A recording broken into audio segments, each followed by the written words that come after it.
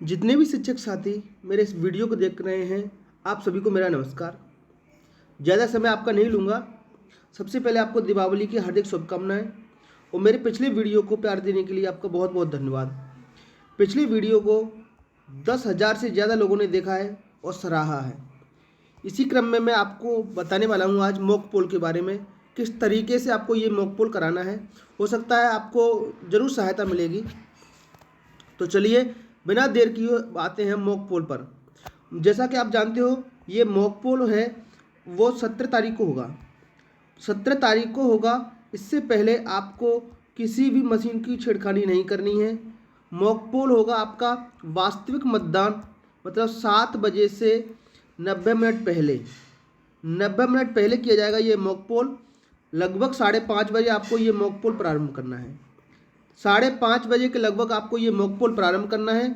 उसी दिन आपको क्या करना है, प्रारूप 10 ले लेना है।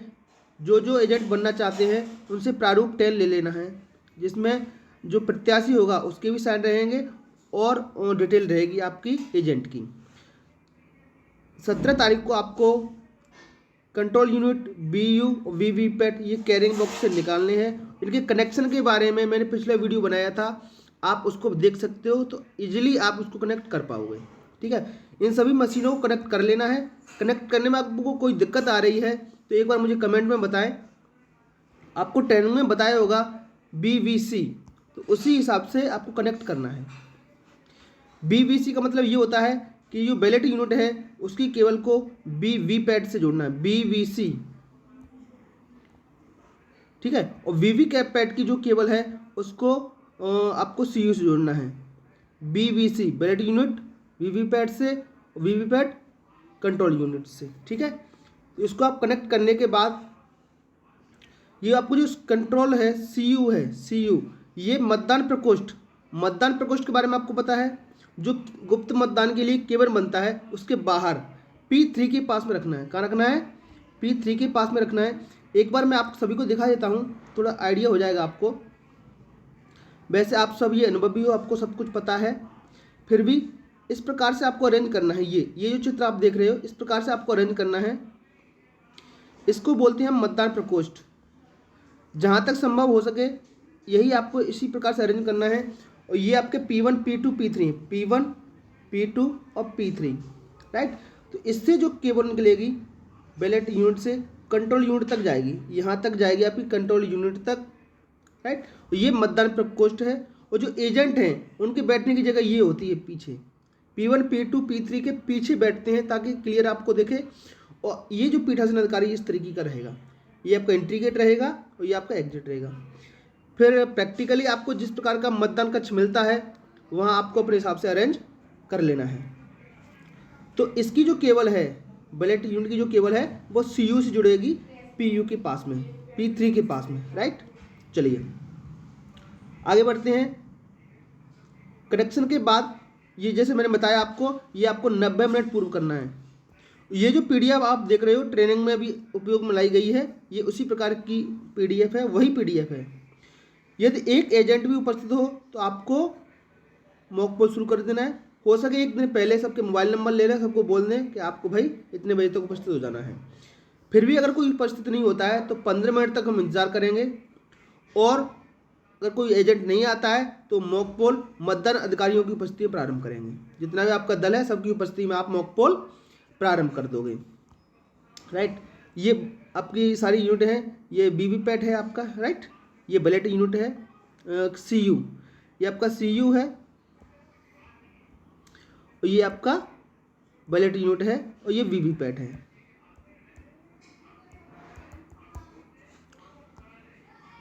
तो सबसे पहले आपको क्या करना है, आपका ये जो वीवीपैट है इसमें एक नॉब होता है, नॉब, इसको ओपन कर लेना है। इसको ओपन कर लेना है। ओपन कैसे करेंगे? पहले ये होता है आड़ी स्थिति में, ये आड़ी स्थिति में होता है, मतलब ये बंद है ऐसे, ये ब्लैक कलर का होता है, ऐसे रहता है। तो उसको खड़ी स्थिति में ऐसे कर लेना है, बिल्कुल खड़ी में, ठीक। वीवीपैट की नॉब की काली बड़ी बटन को खड़ा कर वर्टिकल कर लेना है, ठीक है। CU को पावर स्विच ऑन करें। एक जो CU होता है उसमें एक पावर स्विच होता है, जैसे ही आप इसको ऑन करोगे जैसे ही आपको इसको ऑन करोगे तो आपकी 7 पर्चियाँ निकलेंगी। क्या निकलेंगी? आपकी 7 स्लिप आएंगी जो ड्रॉप बॉक्स में गिरेंगी, राइट। तो टोटल बटन दबा करके CU से टोटल बटन दबाएंगे। आपने CU देखी हुई है, इस पर एक टोटल बटन रहता है, ये वाला बटन, ये जो बटन है ये टोटल बटन है, इससे आप टोटल देख लेंगे, है ना। ये टोटल बटन है, इससे आप बोर्ड का टोटल देख लेंगे।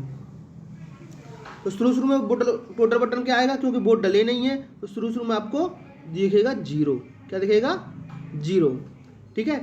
तो हम CU से बैलेट जारी करेंगे, CU से बैलेट जारी करेंगे, बैलेट बटन दबा करके, और हम इसकी प्रक्रिया मॉक पोल की प्रारंभ करेंगे। अगर CU से हम कुछ वोटर जारी कर रहे हैं और इनवैलिड लिख के दिखाई दे रहा है ना, तो एक बार CRC कर लें, है ना। CRC उसको बंद करें, राइट। CRC करने के बाद फिर से मॉक पोल प्रारंभ कर लेंगे, ठीक है। इनकेस ऐसा होता नहीं है, जिस बटन के बारे में हम आपसे बात कर रहे थे वो बटन ये है, जिस बटन के बारे में हम बात कर रहे थे ये है ना। ये ऐसे हॉरिजॉन्टल स्थिति में है, इसको ऐसा कर लेना खड़ा, ठीक है। तो मॉक पोल में हम सबसे पहले 50 वोट डालेंगे, कम से कम नियम है ये 50 वोट डालना ही है। प्रत्येक खुले बटन से दिखावटी मतदान अनिवार्य है। जैसे मान लो आपके पास 1 2 3 4 प्रत्याशी हैं और एक रहेगा नोटा, राइट। तो ऐसा नहीं कि नोटा से आप वोट ना डालो, सबसे लगभग बराबर वोट डालने हैं और इसको एक प्लेन पेपर शीट में नोट करते जाएं, है ना। तो प्रत्येक खुले बटन से ना, बाकी के बटन तो खुले हुए बटन और बंद बटन से मतलब ये है जितने प्रत्याशी हैं,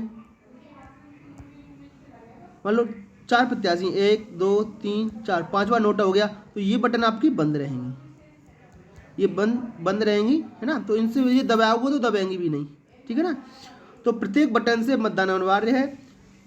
क्लोज बटन दबाकर दिखावटी मतदान समाप्त करें। जैसे ही आपके 50-50 वोट सबके गिर जाएं तो एक क्लोज बटन होता है ये वाला, एक क्लोज बटन होता है ये वाला, है ना। ये क्लोज बटन होता है, ये किसके पास रहेगा? P3 के पास रहेगा। तो क्लोज बटन दबा करके मतदान क्लोज कर दें, मॉक पोल क्लोज कर दें। फिर आएगा आपका रिजल्ट बटन दबाएं। क्या बटन दबाएं? रिजल्ट बटन दबाकर रिजल्ट देखें और किस अभ्यर्थी को कितने वोट मिले, 1 नंबर वाले को कितने मिले, 2 नंबर वाले को कितने मिले, 3 नंबर वाले को कितने मिले, उनके वोटों की संख्या को नोट कर लें। दिखावटी मतदान का अभ्यर्थीवार लेखा, ठीक है, हर प्रत्याशी की लिखनी है ना। 1 वाले को कितने मिले, 2 वाले को कितने मिले, 3 वाले को कितने मिले, 4 वाले को कितने मिले और नोटा को कितने मिले। जिन जिनको आपने मॉक पोल में वोट डलवाए थे, किसको कितने कितने वोट मिले हैं। फिर क्या करेंगे? वीवीपैट से समस्त पर्चियों को निकाल लें।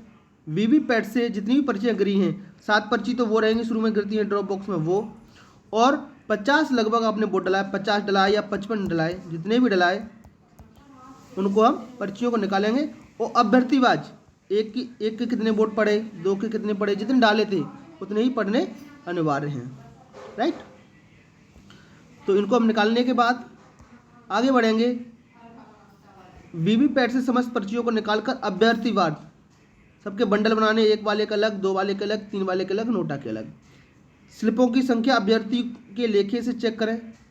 जो एजेंटों ने भी देखा होता किसने कितने कितने वोट डाले थे, उनको बताएं, दिखाएं, उनको कॉन्फिडेंस में लाएं कि भाई देखो आपने 1 वाले को इतने वोट डाले थे, इतने ही पड़े हैं, 2 वाले को इतने डाले, इतने ही पड़े, 3 वाले को इतने डाले। तो अभ्यर्ताओं की संतुष्टि हेतु मतों का अभ्यर्थीवार मिलान, उनसे मिलान करवा दें। उसके बाद बटन दबा दें क्लियर, इसको CRC बोलते ना। CRC में दूसरा बटन है क्लियर, तीसरा है CRC क्लियर। क्लियर का मतलब होता है जितने आपने मॉक पोल में वोट डलाए थे उन सब की संख्या को क्लियर कर देना। कुछ चीज़ें हैं वो आपको याद रखनी है।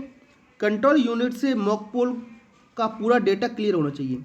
आपका मॉक पोल हो गया, अभ्यर्थियों की संख्या गिना दी, उसके बाद पूरा डेटा क्लियर जरूर कर दें, मतलब 0-0 आना चाहिए। टोटल बटन दबाने पर कंट्रोल यूनिट के डिस्प्ले पर 0, अगर आप पूरा क्लियर कर दोगे तो 0 दिख ही जाएगा, है ना। उसके बाद CU का पावर स्विच ऑफ कर दें, इसको याद रखें। मॉक पोल हो गया, 0 कर दिया आपने, क्लियर कर दिया, उसके बाद CU कंट्रोल यूनिट है उसका स्विच ऑफ करने, एक बार बंद करना जरूरी होता है, उसके बाद वास्तविक मतदान शुरू करेंगे।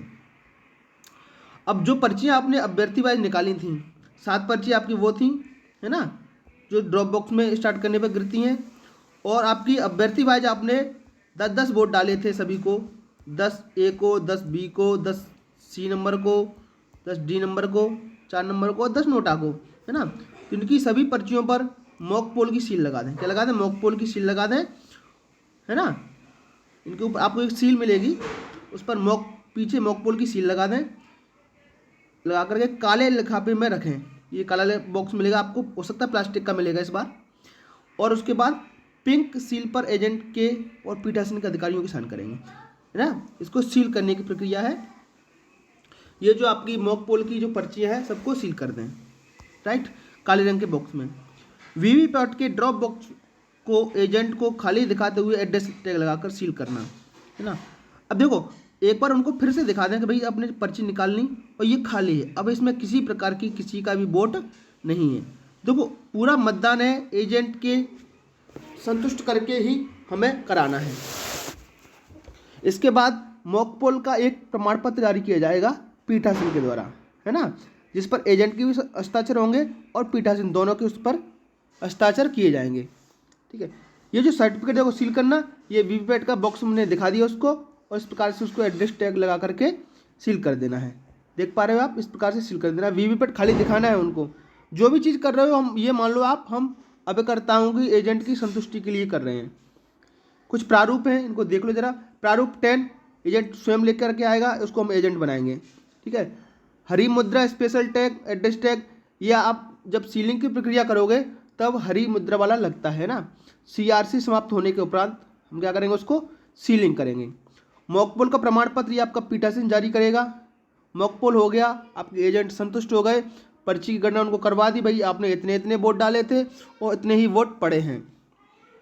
उसके बाद वीवीपैट पर हम एड्रेस टैग लगा करके उसको सील कर देंगे। और काले लिफाफा रहेगा आपका एक। काले लिफाफे में क्या करना, अभी आपको बताया था मैंने कि काले लिफाफे में हम जितने भी मॉक पोल के वोट पड़े हैं उन पर मॉक पोल की सील लगा करके और उसमें बंद कर देंगे, राइट।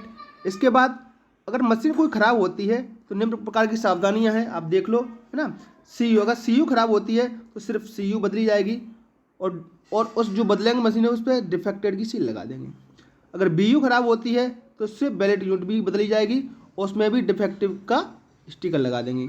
अगर वीवीपैट खराब होता है तो सिर्फ वीवीपैट बदली जाएगी, उसमें डिफेक्टेड वीवीपैट का स्टिकर लगा देंगे। तो मॉक पोल के दौरान जो जिस मशीन में खराबी आएगी सिर्फ वही बदली जाएगी। अगर मान लो बीयू सीयू खराब होती है मॉक पोल के दौरान ही, है ना, तो उसको हटा देंगे और दोबारा से हमें मॉक पोल कराना पड़ेगा। 50 पोल, वो पोल ही खराब हो गया। ये मान लो आप मॉक पोल करा रहे हो, उसमें ही आपकी बैलेट यूनिट खराब हो गई या सीयू खराब हो गया, इसका मतलब वो मॉक पोल हुआ ही नहीं। सीधी सी बात है, सिंपल सा फंडा है, तो वो मॉक पोल आपको दोबारा से कराना पड़ेगा। पर उम्मीद करते हैं शायद ये सारी मशीनें चेक करके आएंगी। इनकेस 0.1% एरर होने की संभावना रहती है। इसके बाद पश्चात सीलिंग हेतु, सीलिंग याद रखना, पिछले वीडियो में कई लोग शिक्षक साथियों कमेंट आए थे कि सर हम इसको बंद करेंगे कि नहीं करेंगे। ये लिखा हुआ है सीलिंग की जो प्रक्रिया है ना, ग्रीन टैग लगा हुआ, जो सीलिंग की प्रक्रिया पावर स्विच ऑफ करके ही करनी है। आपको याद रखें, पावर स्विच ऑफ ही करना है। ये देखो, ये सीयू का पावर स्विच ऑफ है, राइट। ध्यान रखें, सीयू का पावर स्विच ऑफ करके ही सीलिंग की कार्रवाई करें। आप सभी अपना प्यार कमेंट इस चैनल पर जाकर के आप हमें दे सकते हो अगर आपको ये वीडियो पसंद आ रहे हैं तो। ये जो आपको मैं बता रहा हूँ अनुलग्नक 14, ये मॉक पोल का प्रमाण पत्र है, मॉक पोल का सर्टिफिकेट है जो कि पीठासीन के द्वारा जारी किया जाएगा। इसमें देख लो।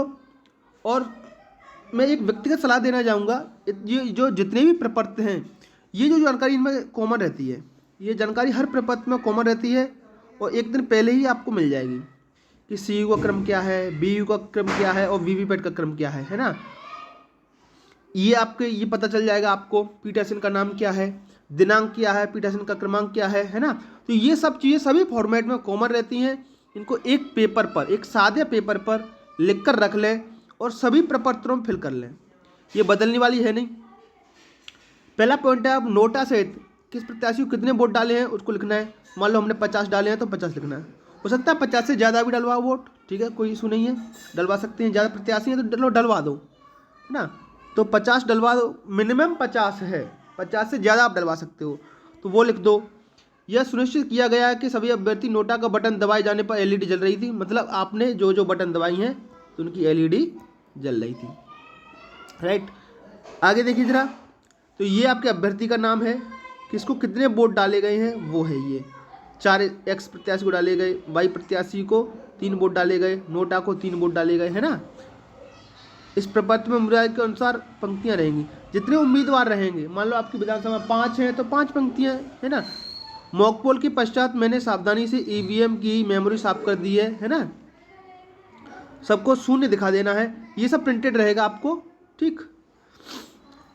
और उसके वास्तविक मतदान की शुरुआत सीयू में दिखाए गए मतदान का दिनांक व समय, है ना। वास्तविक मतदान जो हो रहा है उसकी दिनांक डाल दो। ये मतदान अभिकर्ता का नाम है, अमित आपका एजेंट है, रमेश एजेंट है, मीना भी एजेंट है, और किस दल के एजेंट है, XYZ, मान लो कोई भी पार्टी का एजेंट है उसका नाम लिख दो, है ना। और उस पार्टी का उम्मीदवार कौन है, प्रत्याशी कौन है जो MLA के लिए खड़ा हुआ है वो, और ये आपके एजेंट के हस्ताक्षर। ये आपका हो गया। इन केस अगर कोई भी, ये उसी का दूसरा भाग है, देखो पॉइंट नंबर 6 ये रहा, ये इसी का भाग है अगला प्रपत्र का।